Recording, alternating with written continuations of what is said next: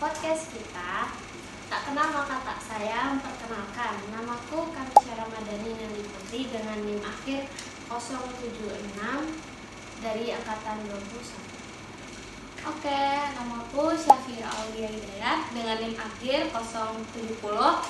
Dan di sini kita bakal membahas topik yang sangat relevan ya Kak ya. Itu tentang penyandang disabilitas di Jepang. Betul banget nih Kak Syafira. Jepang tuh dikenal sebagai negara maju yang sangat peduli terhadap inklusi dan kesetaraan.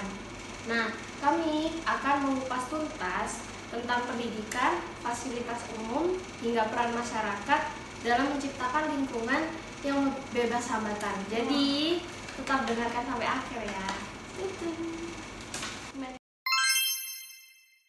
Kedua nih, pertama ya, apa itu disabilitas? Nah, pertama, mari kita pahami dulu apa sih sebenarnya disabilitas itu, Kak Syafira.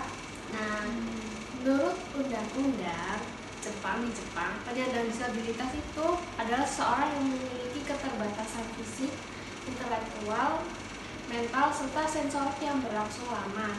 Keterbatasan ini tuh membuat mereka mengalami kesulitan untuk berpartisipasi secara langsung penuh di masyarakat. Nah, data dari WHO juga menyebutkan disabilitas itu mencakup gangguan fungsi, keterbatasan aktivitas, sama hambatan partisipasi.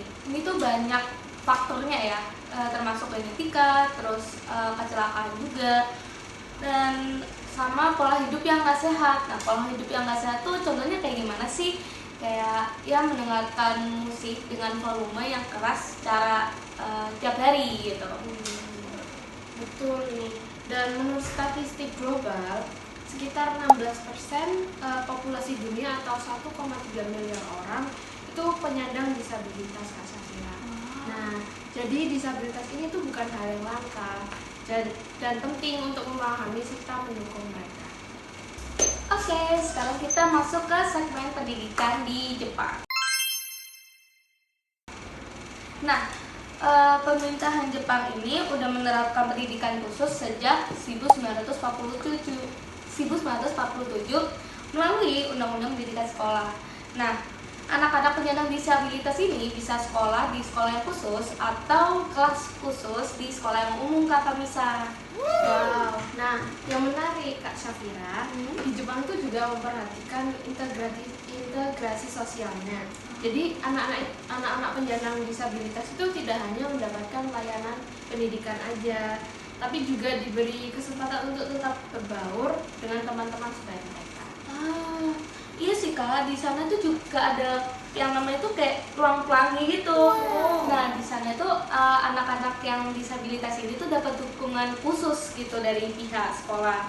Tapi sebelum anak-anak ini dipindahin ke ruang khusus ini, ke ruang pelangi istilahnya, pihak sekolah sama orang tua si anak ini itu bekerja sama dulu. Apa sih yang dibutuhin sama si anak disabilitas ini? Nah, tentunya sistem ini tuh ada buat anak-anak disabilitas itu supaya tidak dikesampingkan oleh masyarakat di sekitarnya. Menarik ya Kak. Betul. Oke, jadi kita memasuki segmen ketiga, fasilitas umum dan kebijakan barrier. Nah, selain pendidikan di Jepang itu juga luar biasanya tuh mereka tuh juga menyediakan fasilitas umum, Kak Syafira. Kayak apa itu Kak? Misal di tahun 2006 tuh pemerintahan Jepang mengesahkan undang-undang barrier free untuk memastikan aksesibilitas di ruang publik seperti stasiun kereta, jalan raya hingga di taman. Nah, salah satu contohnya juga nih ada namanya tactile typing atau Tenji Buroko. Nah, itu ditemukan sama Miyake Seiichi pada tahun 1967. Nah, sekarang paving ini tuh udah tersebar luas di Jepang. Nah, tujuannya itu tentunya buat tunanetra ini agar ketika di jalan atau navigasi atau apalah itu biar aman gitu dan nggak tersesat gitu biar Pak. terarah ya Kak. Iya. Kayaknya aku pernah lihat di kereta di Indonesia juga udah ada sih Kak, kayak Tenji Buroko itu. Tenji Buroko kayaknya kalau di Indonesia agak kurang maksimal ya. Iya ya. Ya sih, tidak hanya itu. Jadi tuh di Jepang tuh juga menyediakan toilet khusus. Nah, di fasilitas umum seperti stasiun kereta, pusat perbelanjaan. Jadi toilet ini tuh didesain lebih luas agar mudah diakses oleh pengguna kursi roda. Terus dilengkapi fasilitas tambahan juga seperti meja ganti popok gitu sih. Keren ya. Iya. Jadi apa yang bisa kita pelajari dari pembahasan sebelumnya? Apa ya Kak Safira?